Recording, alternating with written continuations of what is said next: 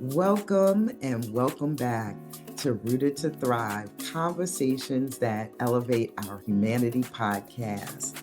This is your host, Professor P, aka Rochelle Peterson-Ansari.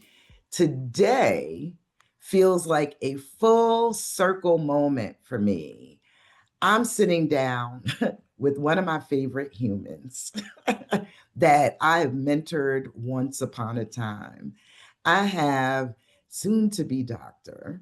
Dionna Tillery, Ph.D. student, educator, nonprofit leader, doula, and mama scholar, parenting 3 young children alongside her partner of 13 years. Dionna has more than 12 years of professional experience serving children, families, as an educator, as a school administrator, nonprofit development director, and a birth and postpartum doula. She's currently in her 3rd year of doctoral study, and get this, y'all, researching risk, resilience, and resistance in the everyday lives of Black families, with a special focus on Black motherhood in context of poverty, community violence, and early childhood policy. Dionna, I want to thank you so much for agreeing to have this conversation with me today. How are you doing?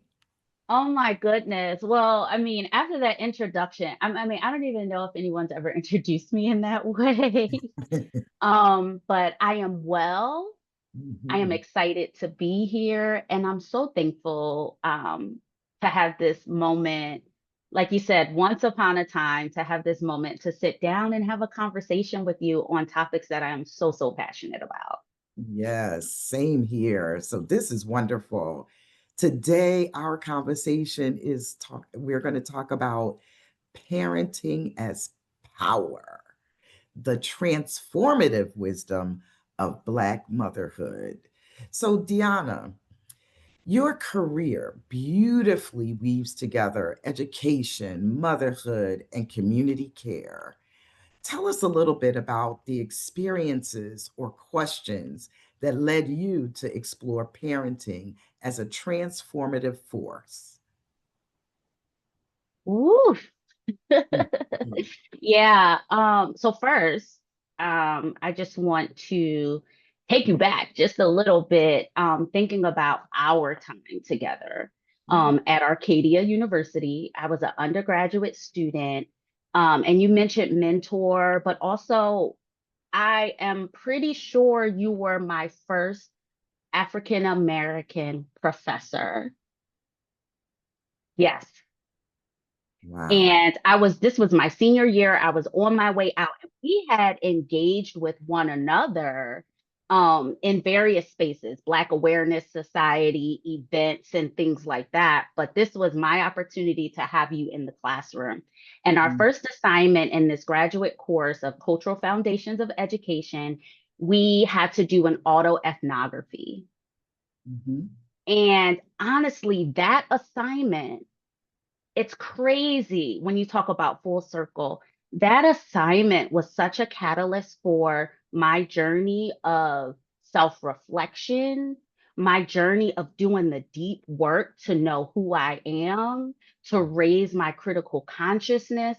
And also, it is where I am today as a qualitative researcher, Mm-hmm. listening to mothers' stories, sharing their stories with the academic world, but also amongst the public, right? Just like in this podcast. So yeah, thank you. I just wanted to Wow. take that moment before I jump into other parts of my journey to thank you, because that assignment, I am the authentic person I am today, the honest person that I am today because of an assignment that had to tell my story. Thank you. That is a blessing to just hear that an assignment, yeah, in a classroom can help shape the trajectory of how someone's living and working in this world. Thank you so much. Because, yes, that's what we want to happen. Yeah. So when you talk about, these other catalyst moments, Mhm. I could go into like this non-linear academic journey. I got my bachelor's in elementary education. I went right to the classroom teaching at a preschool for a number of years.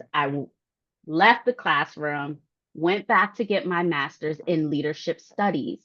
And that like really drew, I was doing a lot of community service. I was heavily invested in my church community. So we served people all the time. And that's how I approach my work. You notice I don't say I've worked for 12 plus years. I served children and families for very, very long time. And those little moments of being in the classroom, whether it's undergrad, grad, serving in ministry, and then I became a parent myself. When I became a parent myself, nothing prepares you for parenthood um until you're really in it. And I've read the books. I studied child development, right? But when you are in it, it's when I noticed that all of that deep work that started in classes of really learning who I am, all of the work that I did to get comfortable with myself, my values in parenting. Values are everything. That's what guides you. And Mhm. if you're not deeply rooted in values, and everyone's values are different, my values are faith, family, community, right? Mhm. Those guide my decisions. Um, so yeah, parenthood, honestly, was a transformative moment. And parenthood is actually, so I was pregnant with my second, my son, my middle child. And he was born in January. The pandemic hit in March. So I had already decided to work from home. I was a development director at the time. I didn't need to be on site. Um, and after the pandemic, I worked for a couple more months and then I decided to take a step back and to just be at home. And Mhm. during that time is when I got my certifications to become a doula. And that was an interesting period. But what I loved most about it was having these conversations with Black moms and their partners. And I do not want to leave partners out, although my research centers specifically on Black mothers. Being a doula in the community showed me just how much Black fathers are present. I Mm. met with mothers over the course of 9 months during their pregnancy. I was in the hospital room with them, helping them, assisting them deliver their babies. I met with them 3 months after they gave babies during that transition into parenthood, and their partners were right there. It was very rare for them not to show up to classes, not to show up to appointments. So the narratives that we sometimes hear about our people, whether it's Black mothers, the deficit based narratives we hear, whether it's Black fathers, I know them to not be true because I've Mm. seen it over the 12 plus years that I've worked with families. And that was just, I just want to keep doing it. I have so much practice, I have so much experience, hands on, boots on the ground, if you will, with families. I decided to go back to get my PhD to marry my love of service and practice with research. Mm. Um, so yeah, here I am. I love that. So your love of service and research are married as you continue to do your research, right? And so let's jump into this topic, right? Transformative wisdom of Black motherhood. You've said that parenting has the ability to transform us individually and collectively. Can you unpack what collective transformation through parenting looks like? Yeah, absolutely. So, and that's just what I love about us, particularly Black mothers. It is not uncommon, when I am on the playground with my children, for us to greet one another. One of the children fall down, we all go running towards them. It's just in us innately to care about one another, to care about one another's well-being, to support one another. I think about as a matter of fact, a lot of my stories center around my son. When I was pregnant with my son, it was the support of my mother, my sister cousin who is no longer with us, my mother-in-law. I mean, I was literally able to sit on my sofa and just nurture my children. And they had come and did laundry, cooked for my entire family, did my daughter's hair, who was older. And that's what I mean by collective transformation. When you hear about prenatal period or the postpartum period, a lot of people are jumping right back into work for the pressures of feeling, they just need to. A lot of people innately, as hard workers, we think that we have to do it all, we have to be it all. But I'm so grateful that my family showed me, you get to rest. Let Mm, us take care of you. So we hold space. Black mothers hold space for both, for the independence, for the doing, the tenacity, the perseverance, and we hold space to be taken care of. And mm, when we allow our villages to take care of us, we're actually strengthened. We're strengthened for the task to continue to pour into our children, to continue to pour into our service, to continue to pour into our work, into our passions. So, online we'll hear Black women sit down, stop getting those degrees. Black women stop being this, stop being that. And yes, rest is important mhm. and we need rest, but we also hold strength and power and perseverance. The last 2 weeks, I just lost my grandmother.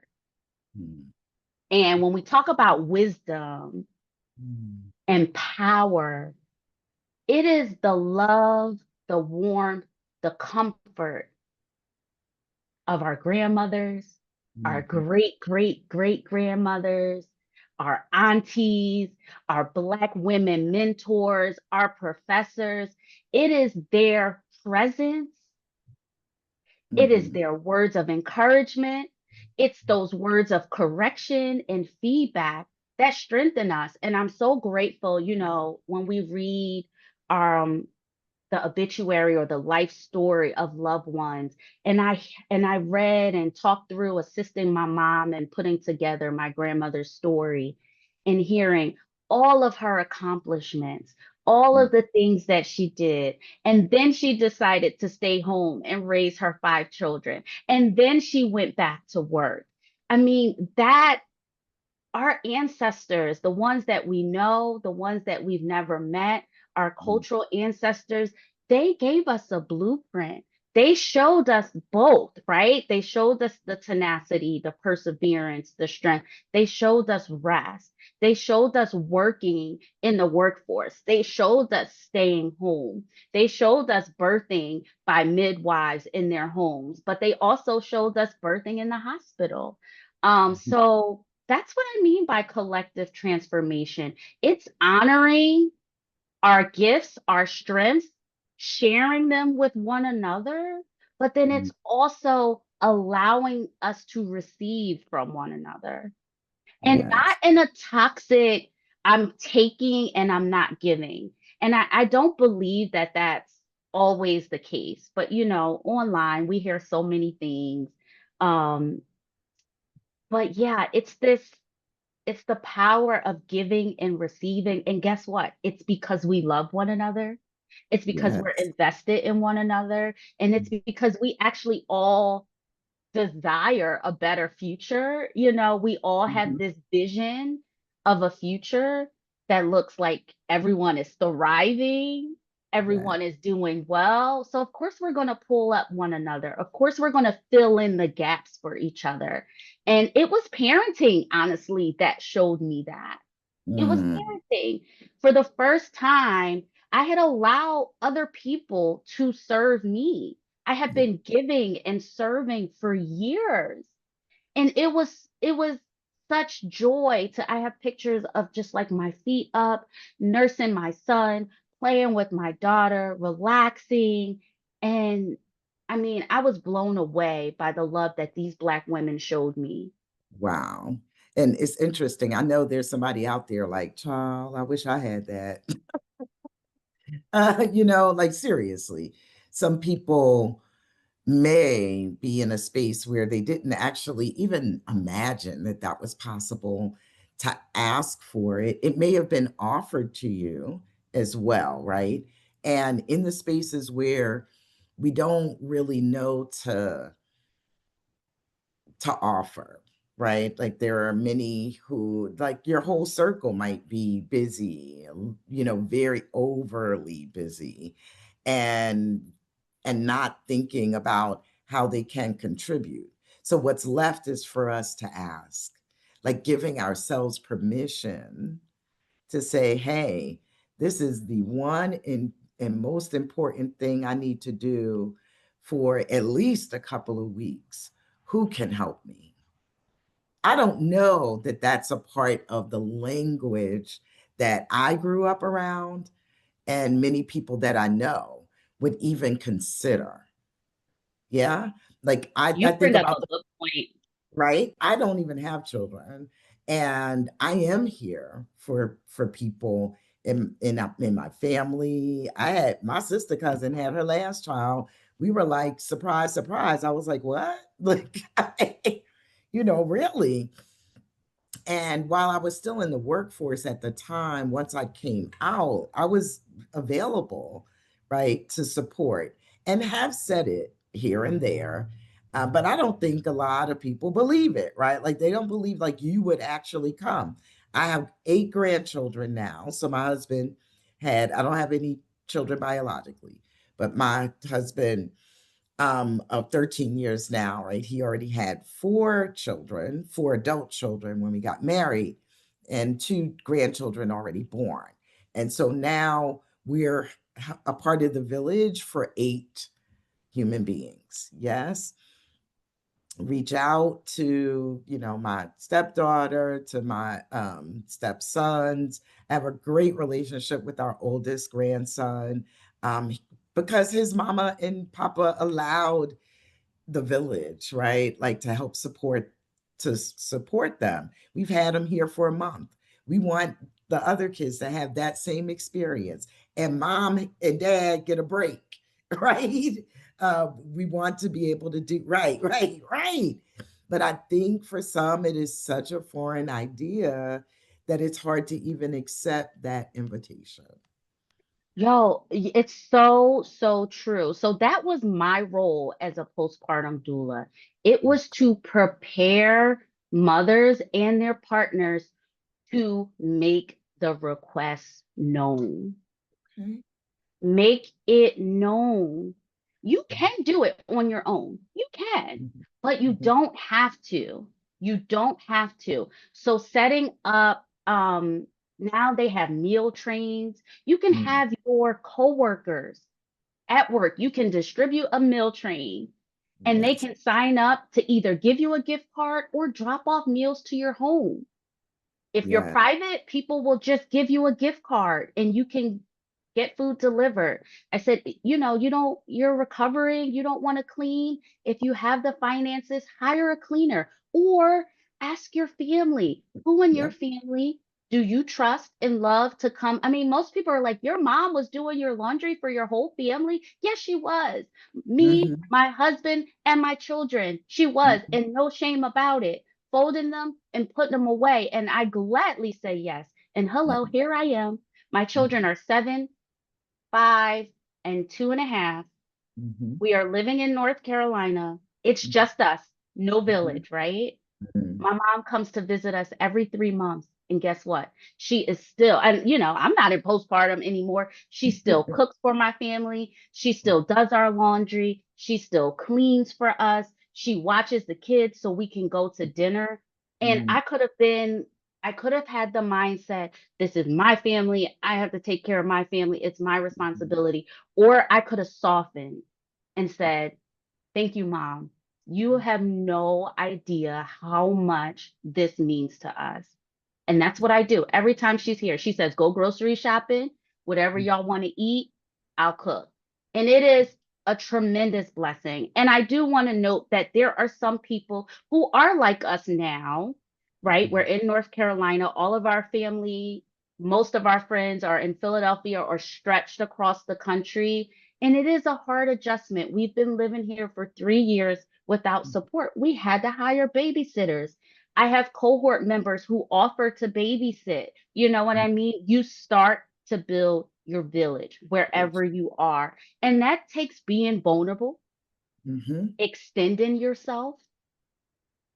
It's all a part of the transition into, I feel like being a parent makes you even more vulnerable.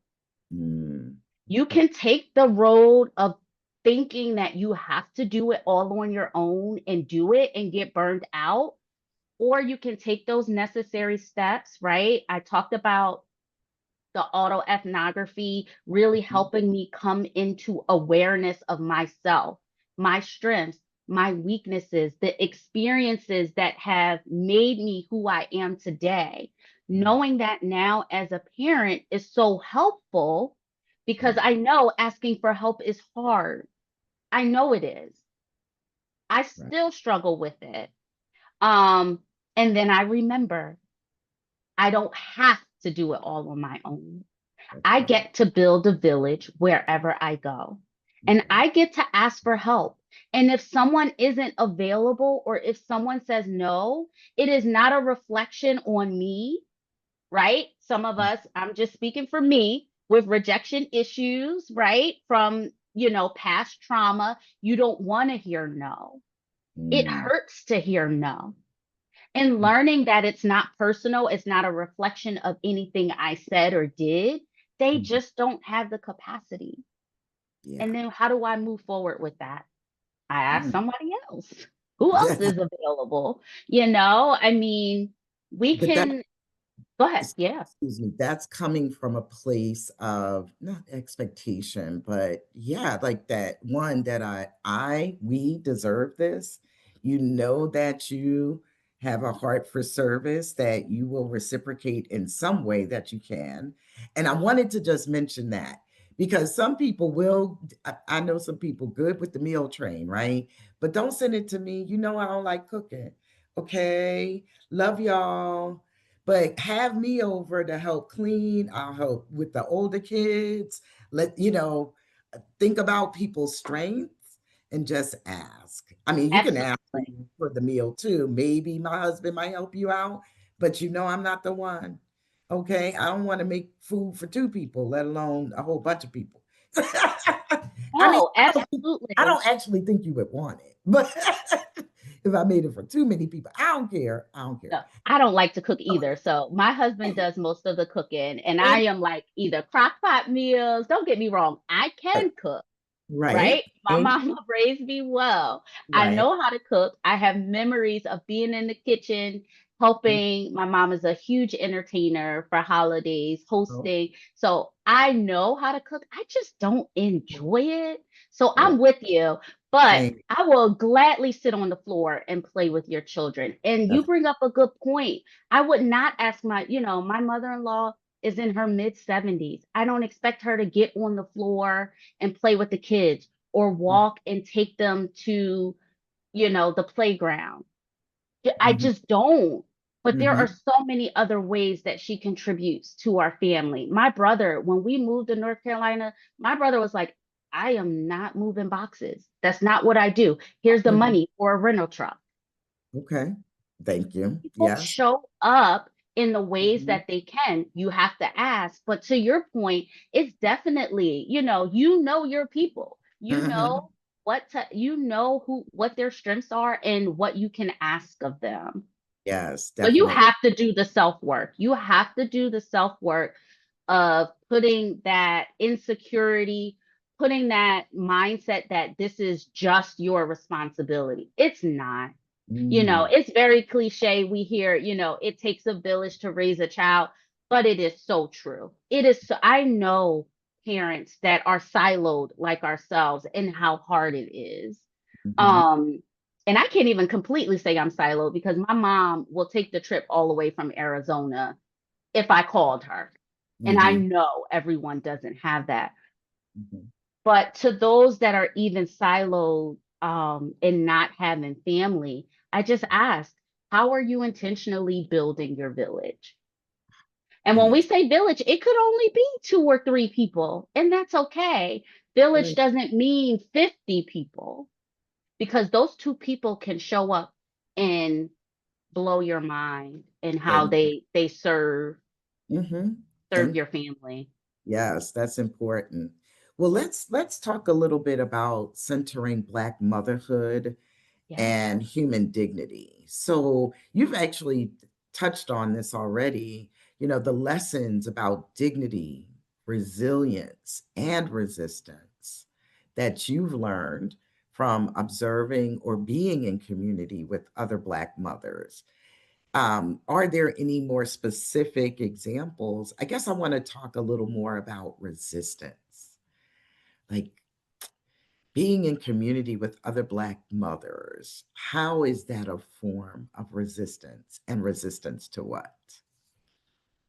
Yeah, that's such a good question. Like you said, I talked a little bit about Mhm, um the models, the blueprints that we see. And when I think about, I'll start with what we're resistant to. mhm, And when I didn't intend to research Black motherhood when I mhm, entered school. I just wanted to study parent-child relationships. I don't believe anything happens for a reason. My academic advisor, she studies Black men, her advisor, Black boys and men, her advisor studies Black fatherhood. I thought I would take that trajectory.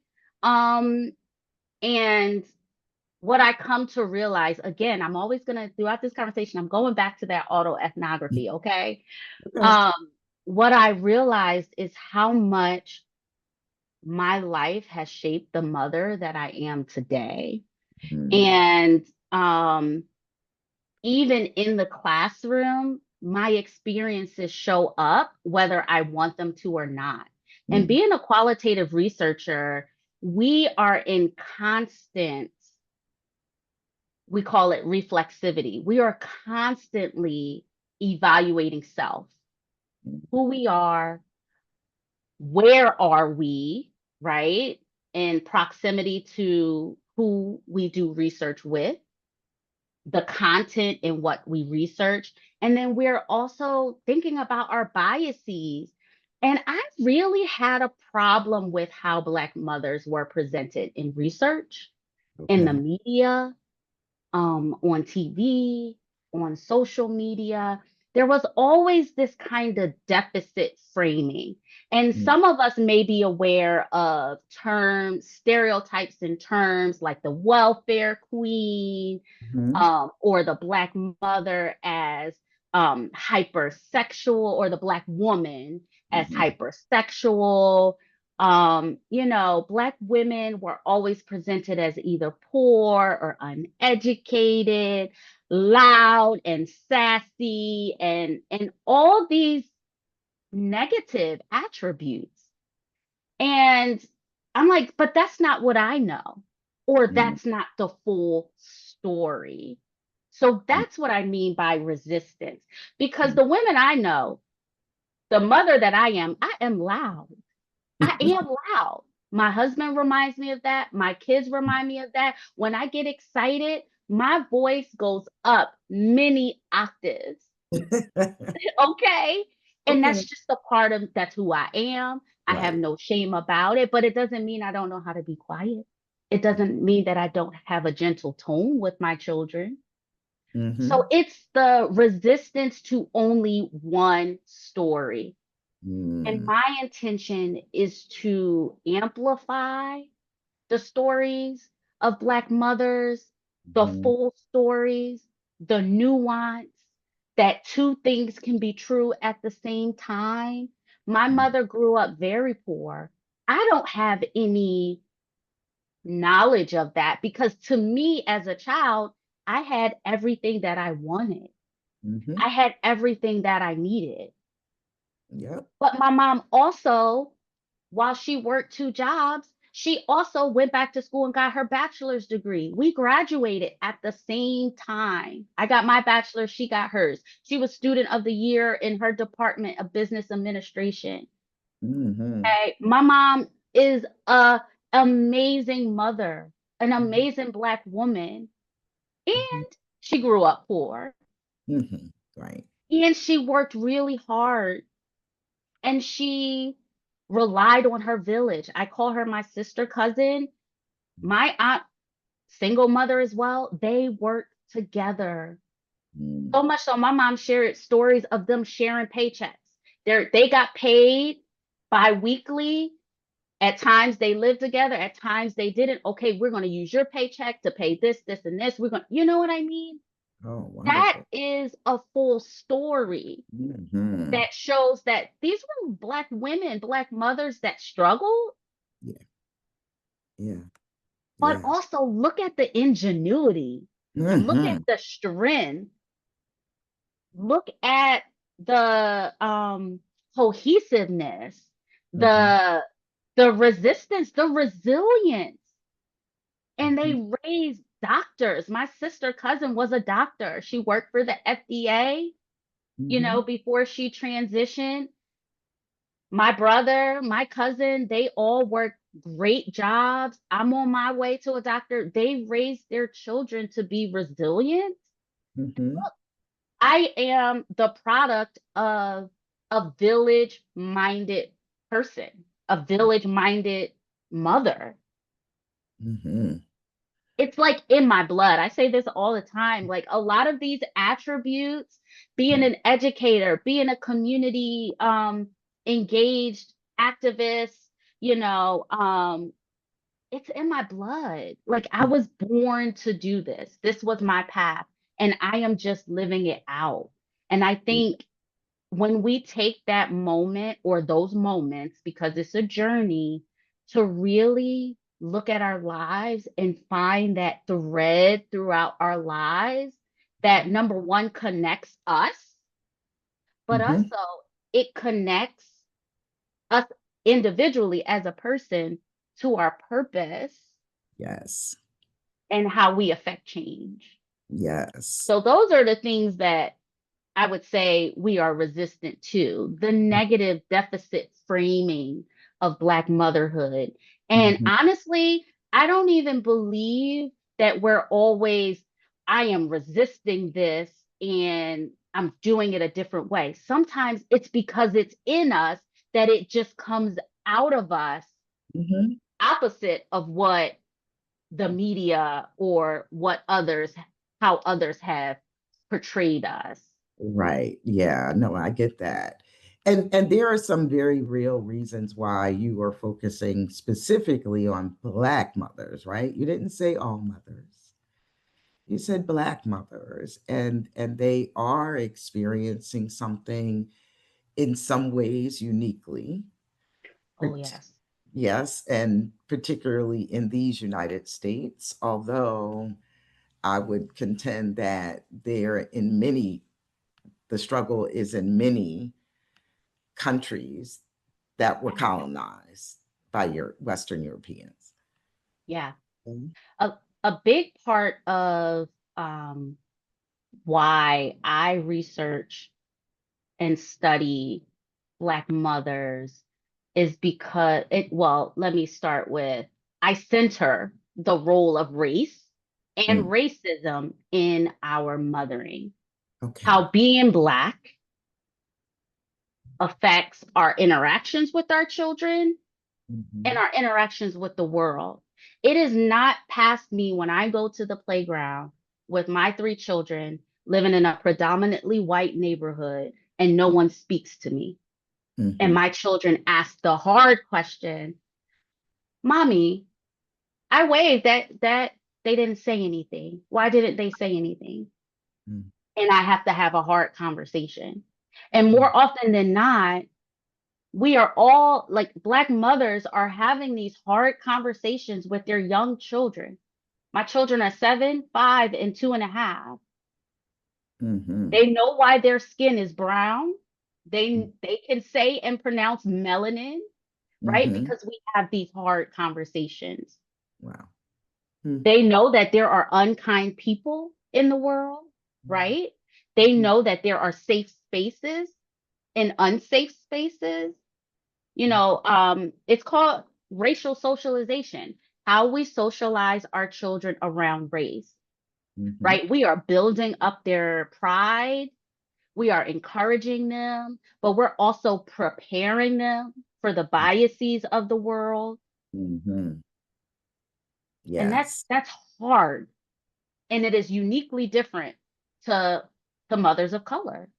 Yeah. And that's powerful, just the way you framed it, because, a lot of people don't understand that in some ways is chipping away at their childhood, right? Their innocence. But we have to, in order to survive and to have the potential to thrive. Yeah. Yeah. Yeah. And to your point, I think about, that word resistance. And I talked about this in a class before. And so there are some real tensions that we have when we're thinking about how how much preparation is too much preparation, where I feel like it's stealing my child's joy, it's stealing their autonomy, their independence. And I'm going to use a really, really basic example, a hoodie. Okay. We Yeah. and Black boys, right? We all know the implications of our children wearing a hoodie. Mm-hmm. That just dress alone, particularly for Black boys when they are walking down the street, they're a target. Mm-hmm. Now, resistance says, or can say, and this is dependent on the person, I don't want my sons to wear a hoodie. I'm sorry, I'm going to allow my son to wear a hoodie. That's resistance. Right. Because you're And saying also, be able to. Yes. Mm-hmm. they should be able to. And also knowing that that still holds real implications. Yes. Life or death implications, right? Fortunately, yeah. So these are the decisions, these are the tensions that as Black mothers, it's Mm-hmm. hard. Mm-hmm. These are the decisions that we have to make. And is there right or wrong? What are the implications if I do one or the other? Mm-hmm. What Yeah. happens if I wait too long to have these conversations? How soon should I be having these conversations? What should I say during these conversations? Right. It's oh, that is a heavy load. I actually, I followed a scholar who called it an invisible load. Mm-hmm. I call it invisible labor, Mm-hmm. right, of Black motherhood, where we are doing things in our homes. We are having conversations in our cars, in our homes, In the in playground. public spaces, on the playground, on our walks, in libraries, in schools. We are having conversations with our children that white mothers or white parents are not having with theirs. Mm-hmm. Yeah. And that's a lot to carry. Because Mm. guess what? We're also doing it while we're receiving, we're experiencing racism Mm-hmm. just Yeah. as a Black woman. Right. So I'm experiencing racism in different spaces. And then on top of that, I am preparing my children. It's a Hmm. lot. That It's a is, lot. yeah, it is. And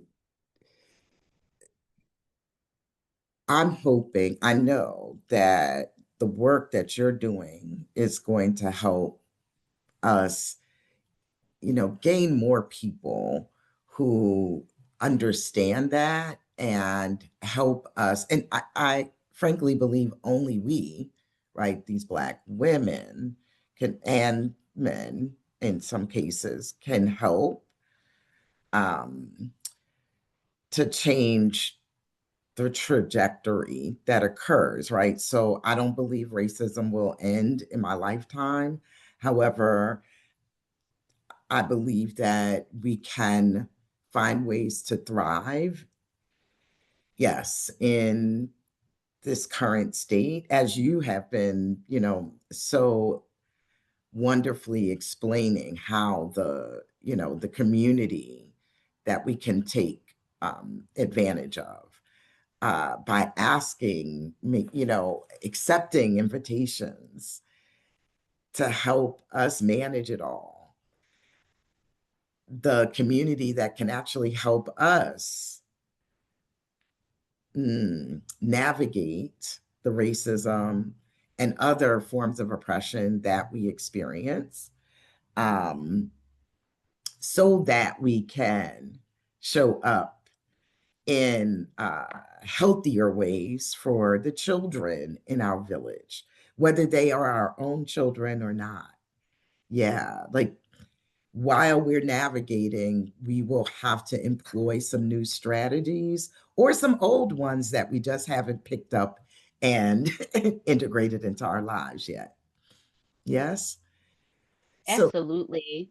so, Absolutely. so Dionna, um, there's one real important conversation that we've had in the past about centering Black motherhood and human dignity that I really wanted you to talk about today. And that is how we can begin to center Black mothers as experts of their own experiences in a society that often devalues and pathologizes them. Yeah. Yeah, no, that's a great, great question. It's actually, like you said, we've had conversations in the past, and that is like I would say, the heart of what I do and why I do it.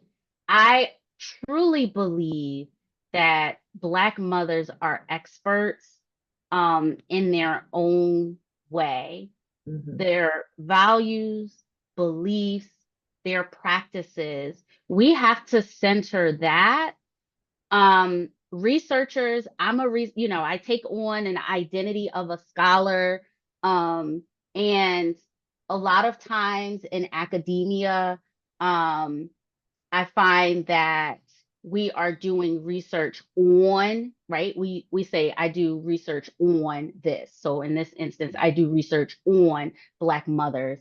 Opposed to taking the stance, I do research with Black mothers, because just that language shift says that they are a part of the process and they are bringing their stories and their experiences to the forefront. So that's what I mean by experts, that their stories are valid. We Mm-hmm. can learn from their experiences. Mm-hmm. Yes, indeed. Thank you very much. And you shared that. Absolutely. Yeah, and you shared that. I think when we talked about this before, that who else could be the expert in one's life but oneself, right? Yeah. So for our listeners, there are. Thank you for that, specifically for the researchers in our lives and for those listeners, right? That you are the expert in your life. So, uh, what better source to get the information from? Yes, we What better source? Yes. need to get the information from. So let's talk about tools for integration and hope for our listeners. What are let's I'm going to ask for the people who are not parents but play a role in children's lives, teachers, mentors, aunties, uncles, godparents, grandparents. How can they support the dignity of both the children and their caregiver, like their parent? Yeah, that's such a great question. I think the first thing I would say is knowledge of self. Mm. And I think a lot of times that gets lost, that we have a responsibility to learn who we are, where we come from, our biases, right? Knowledge of self is the first step. And that's for everyone. And that helps with human interaction. When you know yourself, when you know your strengths, when you know your weaknesses, when you know your biases, Mm-hmm. that is going to help you prepare for these types of conversations, Wonderful. right? Yeah. I think another skill or something that you can work on is building your confidence and comfortability around these hard topics. Mhm. And by that, it takes practice. So you have to engage. I think engaging with parents, engaging with their children, the comfortability of not having the right answer all the time, that is so hard for us Mhm. to not know. Yeah. And I think knowledge of self, practice, Mhm. getting comfortable. When you don't know, what do? You go find out. You get the answer. So you don't just stop with, I don't know. I tell my kids, I don't know all the time. Mhm. I'm like, oh, that is such a good question. I don't know. Let me go find out. And then you have the conversation again. You go back. So a lot of it is basic human interaction that I think sometimes gets lost, but all of it can be practiced. And then also acknowledging your stress. I think acknowledging that I mentioned earlier, as a Black woman, we experience racism, right? And then as a caregiver, I am now preparing my children to experience that. That innately is stressful, Mhm. right? Mhm. So acknowledging your stress and also in that acknowledgement of, so if you're a person who doesn't have children, Mhm. and you are in community with someone else, it's empathy and compassion, Mhm. right? Acknowledging that we both may, like my sister cousin she's a Black woman as well. If she doesn't have children, acknowledging my stress and Mhm. being empathetic towards that, offering compassion towards that. Again, back to our earlier conversation of offering support and Mhm. help. Um, there was a public health advisory just last year that was issued on parental stress and well-being. Mhm. And it really centered, we should be concerned about parents and their Mhm. well-being. Parenting is a hard job. It is. So Mhm. all of us as a collective can start thinking about parents and their stress load, their well-being. So Mhm. we already know there's naturally financial stress, there's familial stress, right? Relationship stress, caregiving stress. Like it just snowballs and it gets bigger and bigger. So asking those who aren't caregivers, what role do you play in the parents around you? What role do you have in their life? Who Mhm. show up for them? How do you Mm, show up for their children? And we already talked about how that can look different. It can right. look like financial, but it also can look like service. Yeah. Yeah. So I hear you saying essentially we take care of the children by also taking care of their caregivers. Yes. That's how you can be a part of the village. Yes. Yeah. Yes. I Very. mean, now with three kids, when I walk into a room, everyone's like, "Where's the kids?" I'm like, "Hi, I'm here."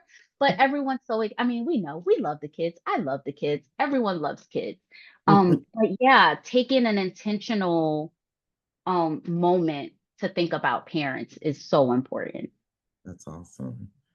Well, Dionna, we have come to our time, and I'm just so thrilled that you were able to really walk us through some of what transformative parenting looks like and being a part of the village. And this clearly was not specifically about biological parenting at all. And that I see as a significant tool we have, this transformative parenting to nurture humanity, to nurture being more human, being more imperfect, and also letting go of the outcome. Yeah, Ooh, right? Because we have to give ourselves and others grace when we don't really hit the target, right? But we can try. We certainly. absolutely. I can't wait until your thought leadership hits first libraries across the nation, in the world, and then that you put it out here in the world, right? Because I can see you as someone who can make that information digestible so that, right, like so that my neighbor can pick it up, whether they are college educated or not, right? I really appreciate you and what you are doing in this world. I thank you so much. Thank you so much. And that just like, ooh, I got chills and just like warmth all through my body because that is honestly my intention, is to just make what I know accessible.